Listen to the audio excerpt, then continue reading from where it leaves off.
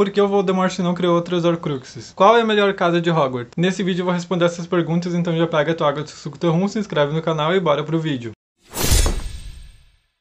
Fala pessoal, tudo bem com vocês? Pra quem não me conhece, meu nome é Juliano, eu tenho uma página de Harry Potter lá no Instagram e eu fiz um post lá no Instagram pedindo pra vocês me mandarem algumas perguntas que eu ia responder aqui pelo vídeo, então chegou finalmente o vídeo. Inclusive, se tu não segue a gente lá no Instagram, é aloado.oficial, já segue a gente lá que vai ser muito legal de estar lá com a gente, então bora pro vídeo. Nesse vídeo eu vou responder algumas perguntas que vocês me mandaram lá no Instagram e eu já queria agradecer a todo mundo que mandou alguma pergunta, foi muito legal, não achei que eu ia receber tanta pergunta, acho que deu umas 12, eu achei que ia receber umas 5, então tá muito bom. Eu fiz uma pesquisa aí durante a semana pra tentar responder as perguntas que eu não sabia, e todas as perguntas que vocês me mandaram lá são muito interessantes, então acho que vai dar um vídeo bem legal. Então vamos para a primeira pergunta. O Rosemon perguntou: tem algum vilão que não morreu e você tem alimentado que tenha ficado vivo? Bom, tem sim. Quando eu vi essa pergunta, a primeira pessoa que me veio na cabeça foi a Umbridge, é claro, e eu iria falar a Umbridge, mas depois me veio na cabeça uma pessoa que eu tenho tanto ranço quanto eu tenho pela Umbridge, talvez mais, e o vilão que eu lamento que tenha sobrevivido, que eu queria muito que tivesse morrido, é o Lúcio Malfoy, sério. Pra mim, o Lúcio Malfoy tá entre um dos piores vilões aí da saga, não por ele ser poderoso ou algo do tipo, mas simplesmente por ele ser muito irritante, ele ser duas caras, e a cara dele me dá nojo, eu acho o Lúcio insuportável. E eu acho que é isso, muito obrigado Rosemon por ter mandado a pergunta, tá sempre comentando e interagindo aqui nos vídeos, e é muito legal. Bom, então vamos agora para a segunda pergunta. Por que os pais do Harry não viraram fantasma igual o Nick quase sem cabeça, a filha da Rowena, Ravenclaw, etc? Bom, basicamente a resposta mais curta para essa pergunta é porque eles não quiseram. Quando uma pessoa morre no universo de Harry Potter, ela tem a opção de escolher se ela quer evoluir, seguir em frente, ou se ela quer ficar para trás e voltar como um fantasma. Geralmente essas pessoas que optam por virar um fantasma são pessoas que temem a morte ou que têm medo da morte, o que não é o caso dos pais do Harry. Afinal, eles se sacrificaram para que o Harry pudesse sobreviver. Os fantasmas são espíritos de pessoas que já morreram e que temeram a morte. Elas optam por ficar aqui no mundo dos mortais junto com a gente, como se elas fossem restos espirituais ali da pessoa que morreu. E a gente sabe disso porque no final da Ordem da Fênix, depois que o Sirius já morreu, o Harry vai até o Nick quase sem cabeça pergunta da natureza dos fantasmas e se teria como uma pessoa voltar ou algo do tipo. E essa é a resposta que o Nick dá. O Nick quase sem cabeça diz que tem medo da morte, por isso ele preferiu ficar no mundo dos vivos. E ele fala que ele não saberia como é a evolução ou o que acontece depois que a pessoa morre. Até porque ele preferiu voltar como fantasma e ele não conseguiu adquirir o que a gente chama de evolução. Ele não sabe o que acontece depois da morte. E é por isso que os pais do Harry, Dumbledore, ninguém da Ordem da Fênix volta, porque eles aceitam a morte, e não à toa que uma das frases mais memoráveis aí do Alvo Dumbledore é: para uma mente bem estruturada, a morte é apenas a aventura seguinte. Ou seja, o Dumbledore não temia a morte e por isso ele escolheu não voltar como um fantasma e preferiu evoluir. E eu não sei vocês, mas eu também ia querer evoluir. O que eu ia querer ficar fazendo aqui na Terra depois de morto com esse bando de coisa ruim que acontece todo dia? E essa pergunta foi a Yasmin que mandou. Yasmin, muito obrigado por ter mandado a pergunta, por estar sempre curtindo e interagindo aqui. Tá muito legal, obrigado. Bom, a terceira pergunta é: você acha que se o Sirius se desse bem com o monstro desde sua infância, ele poderia ter evitado a morte dele? E essa pergunta foi a Hilary Yasmin que mandou, então muito obrigado também por ter mandado a pergunta. E a minha resposta é que com certeza. Eu acho que com certeza o monstro poderia sim ter evitado a morte do Sirius se ele quisesse, até porque o monstro escolheu mentir pro Harry, o que levou à morte do Sirius. Claro que o monstro não é o único culpado por isso ter acontecido, mas ele ajudou. Eu acho que aqui cabe uma análise muito mais aprofundada do monstro, talvez por um vídeo inteiro, mas em poucas palavras eu acho que sim, o monstro poderia ter evitado a morte do Sirius. Mas é tudo sobre relacionamento, né? O Sirius teve o que ele plantou. A vida toda ele não se deu bem com o monstro, eles tinham ali ideologias diferentes, e eu vejo o monstro muito mais como uma vítima das pessoas que cercavam ele, dos senhores dele, do que propriamente dito dos pensamentos que ele tinha. Eu acho que todo aquele fanatismo do monstro sobre sangue puro e todo aquele preconceito sobre nascidos trouxas, eu acho que tudo aquilo foi moldado pelos senhores que ele servia na Casa Black. Eu acho que sim, se o Sirius tivesse mantido uma boa relação com o monstro poderia ter ajudado ele, e eu acho que é isso. A HP Magic BR perguntou, minha querida amiga Lisa, aí, muito obrigado por tudo, ter me ajudado bastante. E ela perguntou o seguinte: por que o Harry conseguiu ver os fantasmas quando lutava com Voldemort em Cálice de Fogo? Bem, lá em Cálice de Fogo, quando o Harry tá duelando com Voldemort, ele consegue ver os fantasmas ali das pessoas que o Voldemort matou, porque naquele momento acontece um fenômeno. E esse fenômeno que acontece se chama Prior Incantatem. Isso acontece porque, como a gente sabe, as varinhas do Voldemort e do Harry eram gêmeas, ou seja, elas tinham o mesmo núcleo ali de Pena de Fênix. E como o Voldemort explica lá em Relíquias da Morte parte 1, já que as varinhas eram gêmeas, eles poderiam ferir, mas jamais matar um ao outro. Em enquanto eles estão duelando ali no cemitério, as varinhas do Harry e do Voldemort se ligam e acontece o fenômeno Prior Incantatem. E isso faz com que os últimos feitiços da pessoa sejam revelados, e é por isso que aparecem os pais do Harry, Cedric, aquelas pessoas ali que o Voldemort matou, e acaba que todos eles acabam ajudando o Harry a fugir daquele cemitério junto com o corpo do Cedric. A quinta pergunta foi o Luiz Felipe que mandou, muito obrigado por mandar a pergunta, e ele perguntou o que o Voldemort veria no espelho de Ogezed. Pra quem não se lembra, o espelho de Ogezed, ou o espelho do desejo, ele mostra os desejos mais desesperados do nosso coração. Então, basicamente, ele veria o que a pessoa mais quer ali naquele momento. Ou, se tu preferir, nas palavras do Dumbledore, o homem mais feliz do mundo poderia se olhar no espelho e veria um espelho normal. E a resposta dessa pergunta é depende. Depende em que momento da vida do Voldemort ele estaria olhando pro espelho. Porque os nossos desejos, assim como os desejos do Voldemort, mudaram ao longo da vida dele. Ou seja, se o Tom Riddle lá de 16 anos lá em Hogwarts, estudante, olhasse pro espelho, provavelmente ele se veria segurando as Horcruxes, porque naquele momento o que ele mais desejava era fazer as Horcruxes dele. Mas se fosse o Voldemort dos seus 20 e poucos anos, provavelmente ele se veria cercado dos seguidores dele e controlando o mundo bruxo, que naquela época é o que ele mais desejava. Mas se fosse o Voldemort mais velho que retornou em Cálice de Fogo, provavelmente ele se veria matando o Harry Potter ou matando o Dumbledore, que naquele momento é o que ele mais queria fazer. Então depende em qual momento o Voldemort estaria olhando pro espelho, porque como eu falei, os nossos desejos mudam ao longo da vida, e isso acontece com todo mundo. Quando tu tinha 16 anos tu queria uma coisa, hoje com 20 tu quer outra, e quando tu for mais velho tu vai querer outras coisas, e é assim que a vida ocorre, esse é o fluxo da vida. E eu não sei, mas eu acho que a gente pode usar essa mesma lógica pro bicho-papão também, porque a gente não tem medo da mesma coisa a vida inteira. Quando a gente era pequeno a gente tinha medo do escuro, por exemplo, hoje a gente não tem mais, então provavelmente o meu bicho-papão de quando eu era criança seria diferente do bicho-papão de hoje. Hoje, com 24 anos, eu acho que o meu bicho-papão ia se transformar num boleto não pago, porque quem já passou dos 20 sabe que o nosso maior medo é não conseguir pagar um boleto. E a sexta pergunta é a da Vitória, e ela perguntou quanto vale um galeão. E para essa pergunta eu tive que fazer uma baita pesquisa, mas na cotação do dólar de hoje, pelo que eu pesquisei, um galeão valeria mais ou menos uns R$51. Inclusive eu achei um vídeo bem interessante de um cara onde ele faz uma estimativa de quanto tu gastaria em Hogwarts, eu vou deixar linkado aqui nos cards embaixo. E bom, a sétima pergunta é do Pedro Salles, ele perguntou por que o Voldemort não fez mais Horcruxes. E basicamente é porque ele já tinha feito bastante, ele já tinha 7. E pra fazer uma Horcrux não é tão fácil assim, deve existir algum ritual ali muito complicado, então pra produzir uma Horcrux não deve ser de um dia pro outro. E mesmo com todas as Horcruxes a gente viu todos os efeitos que elas tiveram no corpo do Voldemort. Então fazer esse bando de Horcrux teve um dano colateral muito grande pra ele. E algumas pessoas podem perguntar, só 7? Mas cara, 7 já era um número bem expressivo de Horcruxes, porque até então só era possível fazer uma única Horcrux e o Voldemort teve 7. Então ali com tantas Horcruxes o Voldemort já tava ali muito acima num nível de magia muito extremamente muito avançado. Eu acho que não teria mais propósito dele fazer mais Horcruxes ainda, até porque até o próximo dos eventos finais ali o Voldemort nem sabia que as Horcruxes dele estavam sendo caçadas, muito menos que o Harry já tinha destruído algumas. E também por ele ter feito muitas Horcruxes, um dos efeitos colaterais é que ele não sentia que as partes da alma dele estavam sendo destruídas, então ele não sentia falta. Então se ele não sentia falta, não teria motivo dele fazer mais. E é por isso que ele não fez. Espero que eu tenha conseguido responder a tua dúvida. E agora a gente vai para a oitava dúvida, e quem perguntou foi a Leonor Carolina Henrique. Ela perguntou por que o Dumbledore não informou a Ordem da Fênix sobre as Horcruxes. E basicamente ele não informou porque era um segredo, e quando a gente quer que alguma coisa se mantenha em segredo, a gente não conta pra muita gente. Era um segredo e era um plano dele, do Snape, ninguém poderia saber. Tanto que o Dumbledore poderia ter escolhido confiar em várias pessoas e o Dumbledore não quis confiar. O Dumbledore poderia ter escolhido contar pra Minerva, por exemplo, que era uma baita bruxa, e mesmo assim ele não contou. O Dumbledore escolheu contar só para as pessoas que realmente iriam participar do plano, que era o Snape e no finzinho o Harry, Ron e Hermione. Tanto que o Dumbledore nunca mencionou as Horcruxes nem pro Rony nem pro Hermione. O Dumbledore contou só pro Harry, mas é claro que ele sabia que o Harry ia contar pros outros dois e ele esperava que o Harry fosse fazer isso. E de fato o Harry fez. Então o Dumbledore escolheu não contar pra Ordem da Fênix por isso, porque poderia vazar informação. Imagina se o Voldemort captura alguém da Ordem. Ele ia saber na hora que o Dumbledore já tinha descoberto o segredo dele das Horcruxes e ia tirar tudo dos lugares. Então era mais seguro não contar pra ninguém. Então por questões de segurança do plano ele escolheu não contar pra ninguém. A nona pergunta foi a Luana V. Cogin que perguntou, espero que eu tenha pronunciado correto teu nome. E ela perguntou se colocarmos um bicho-papão na frente de um espelho no que ele irá se transformar. Eu acho que ele não ia se transformar em nada, até porque um bicho-papão é um não ser, ou seja, por definição um bicho-papão não existe. Então acho que se ele estivesse na frente do espelho não ia ter efeito nenhum. Talvez se a gente viajar um pouco, talvez ele veria uma pessoa dando gargalhadas, porque como a gente sabe, o que acaba com o bicho-papão é a gargalhada. Ou seja, o que seria o maior medo do bicho-papão, entre aspas, seria a risada de uma pessoa. Inclusive, eu tenho um vídeo sobre bicho-papão aqui no canal, eu vou deixar nos cards aqui em cima o vídeo, que eu soltei ontem, inclusive. E o vídeo tá muito legal, apesar de um probleminha técnico ali. Eu fiz uma análise completa de toda a aula sobre bicho-papão que o Lupin dá no filme. Então, se tu curte as aulas do Lupin, se tu curte bicho-papão, já vai no link ali e dá uma olhada no vídeo, acho que tu vai gostar. Mas essa pergunta me deixou curioso com outra pergunta. Será que se um basilisco visse o reflexo dele, ele também seria petrificado? O que tu acha? Será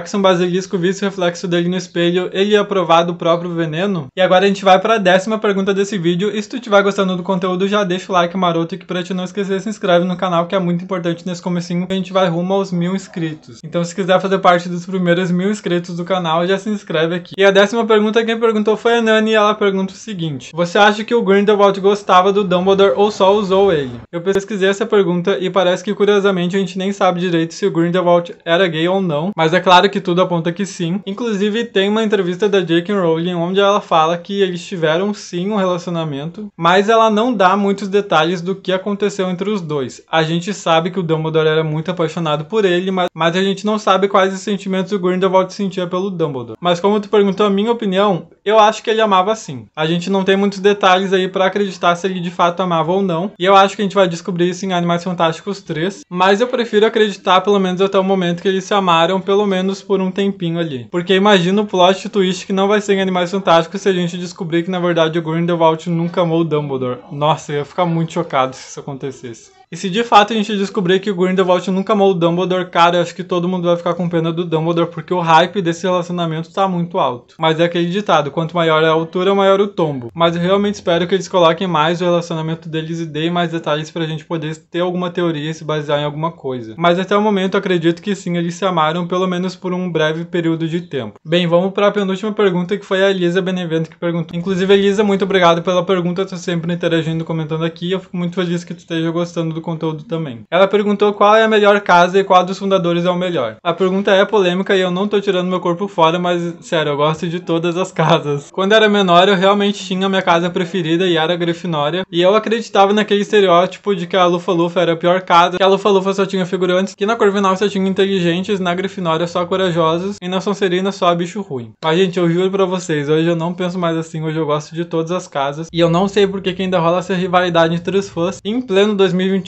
sendo que a gente sabe que a melhor casa é a Lufa-Lufa.